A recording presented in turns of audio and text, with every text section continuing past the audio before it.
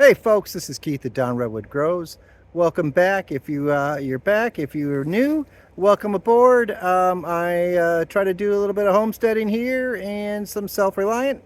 In these series of videos, we're going to build this equipment shed. It's 15 by 16. Already too small, as you can tell, but we'll work it out and make it work. Stick with me and enjoy. Hey, if you're new, please hit that subscribe button. I really appreciate it. If you like it, give me that thumbs up on the end of this, and I'll catch you on the next ones. So we're bringing in here a little late on the start, but here's the new timber shelter for the equipment, just to keep it out of the sun and out of the elements. It is going to be 15 feet by 16 feet, and I'm using 6x6 red oaks for the most of it, and for the posts, and the beam is 6x8s. I'm going to use 2x10 pines, 16 feet long, for the roof on this one. Looks like it should have been easy to drill. This hole was. This is over 3 foot deep. That hole, we hit a solid rock about 1.5 feet. Couldn't break through it, so we got that in there. That one there, I was able to break the rock, and we got it down to about 2 feet.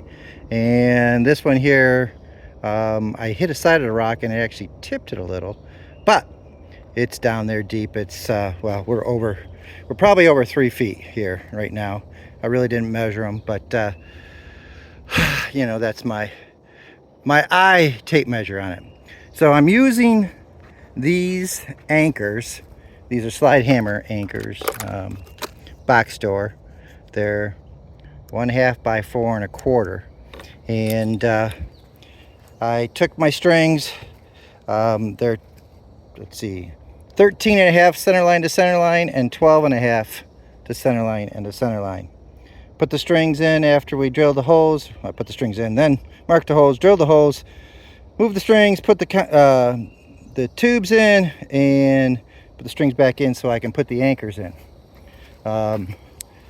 Just finished these 2 holes, and I'm going to put this one in right here,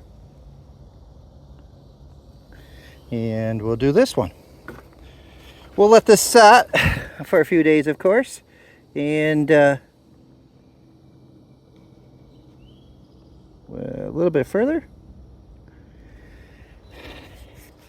but I can now start cutting and notching all the timbers to get this thing ready. So I guess that's my next step on this, is this concrete is curing. Clean up this mess. That's the remaining of 12 bags of 60-pound high-strength concrete mix. I used 2 bags of, well, I guess it was quite 3 almost, because there's still a little bag there, of mortar on the bottom, just to, I don't know, mentally in my head, mortars for bonding concrete to block, and these are stones, so I threw them in there to try to help get that to bond, and I had them, so I needed to use them. But 11.5 bags of 60-pound concrete, and about 2.5 bags of, I think those were 80-pound mortars. So there is some anchors here. We don't get any frost. I'm in Georgia, so I don't have to worry about that heaving, and Georgia doesn't get much wind, and I am surrounded by trees, and my path is about 5 feet down. This is going to be 10 feet tall, but I really don't have a whole heck of a lot of wind and sail issue on this build, but still builders, so stay strong, and we'll see where we go. So let's work on the timbers. Alrighty, the 2 beams are done. They are 12.5 inch on center, notched 1 inch deep for 6-inch post, and I went 10 inches over on each side for the overhang to give me my 15 inches. So 13 or 12.5, and then 3 and then 10 inches. So you get your just under 15 inches. And these are 6 by 8. I have a little bit of sapwood here and I'm cleaning that off. We'll see how I need to do any more.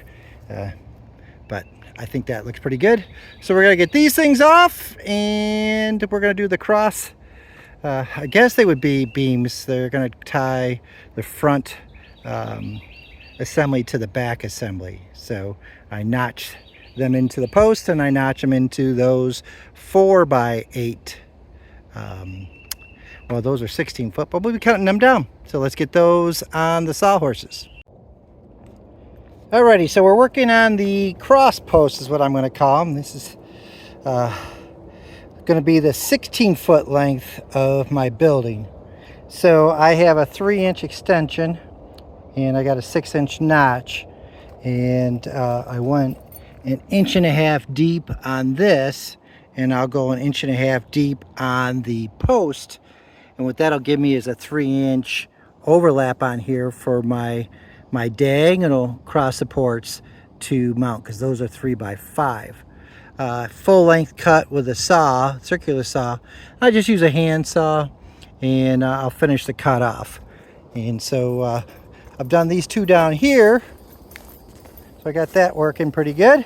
I've already notched this one here, and I'm in the process of cutting this one.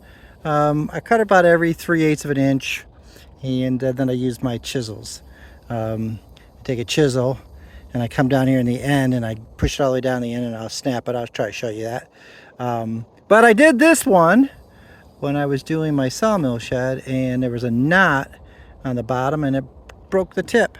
So now I use my cheap cobalt chisel. I don't care if that breaks. That was an expensive chisel, or relatively expensive compared to that one. So I keep going through and cutting this at 1.5 inches, and I've cut the 2 ends off on this side. But this is red oak, cut 1.5 inches continuously.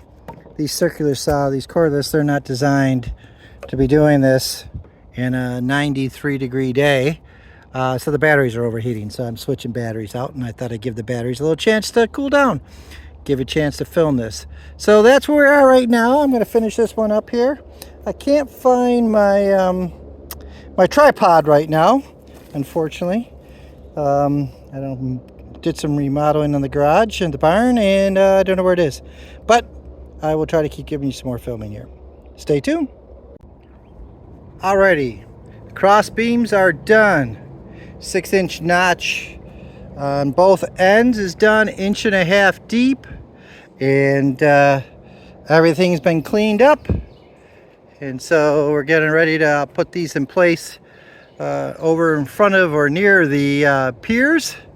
I tried using a laser and it's too bright, so I did the old method, level and a cross beam to get my dimensions on the concrete piers, how to add on to each one of the posts.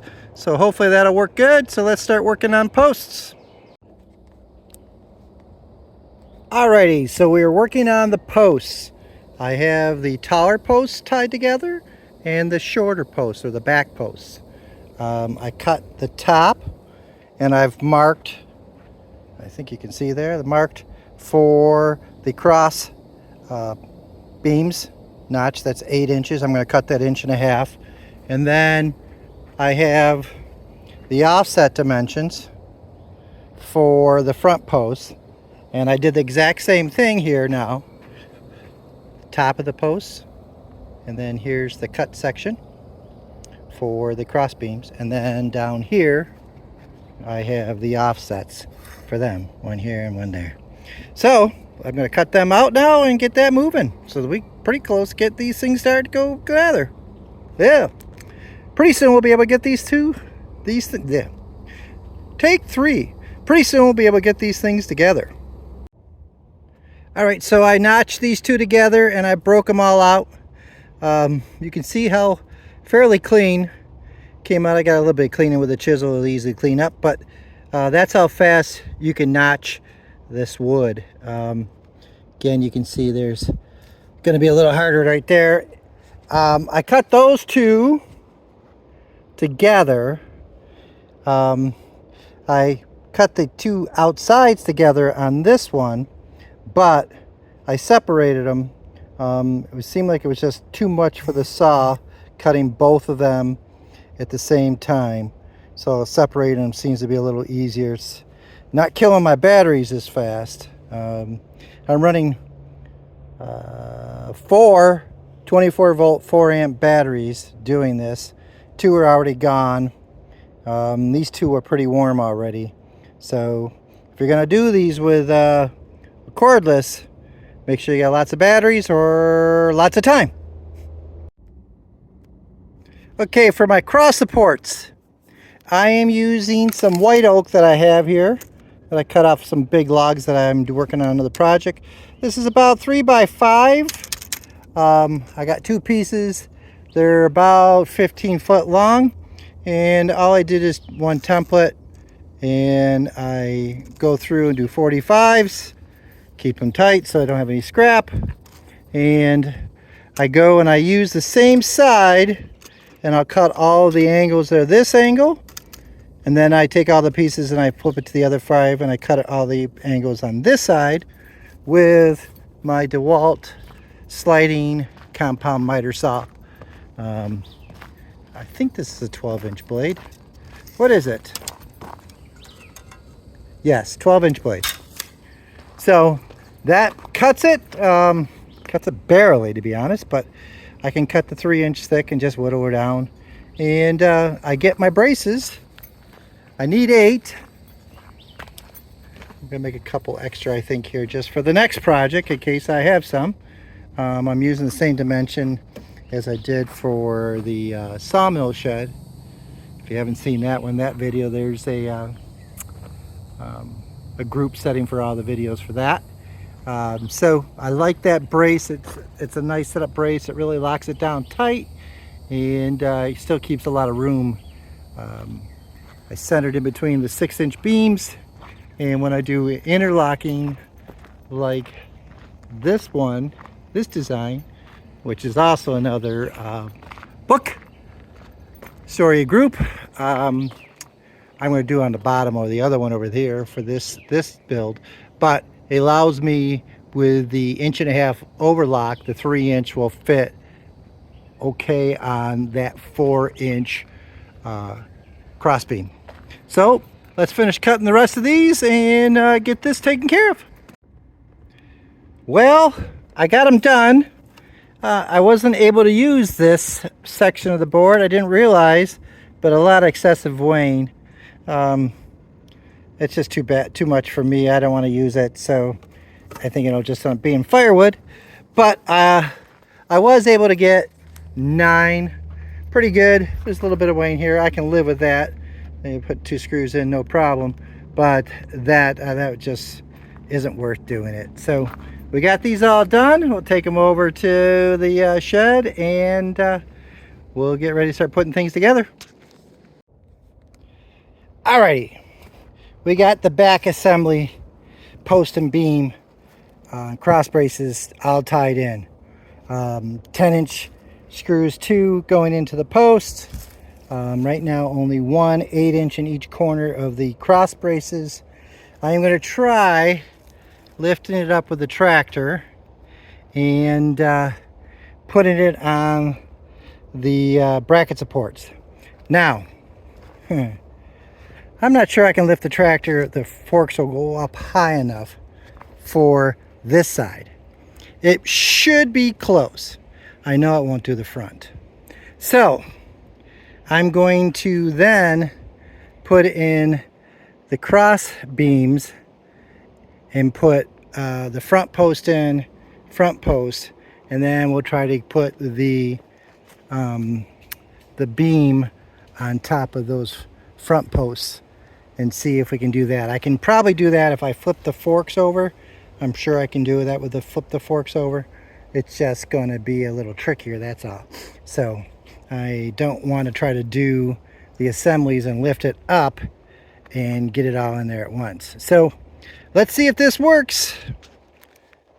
hold on to your hats.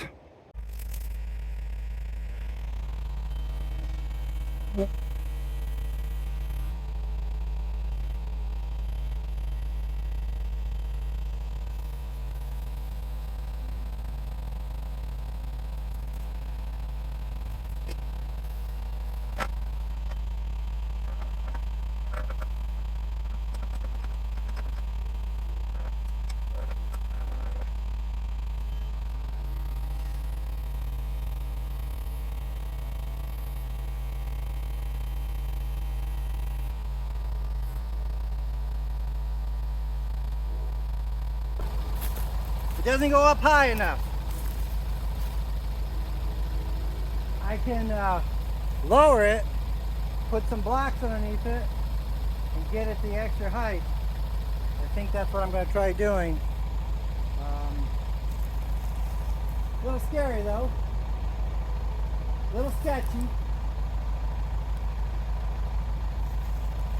I could try tipping it on there and try to pivot up, but I think that's even a worse, scarier thought. So I think we're going to pause this and set it down, get it to the back of the forks so that I can get something underneath that. So let's try that.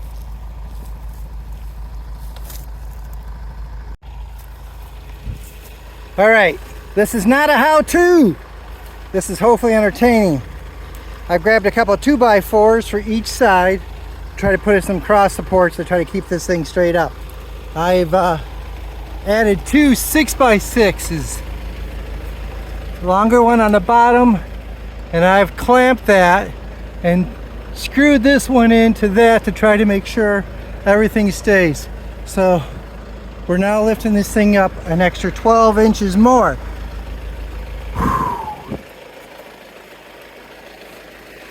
We're going to move the ladder and see if we can get it up in place.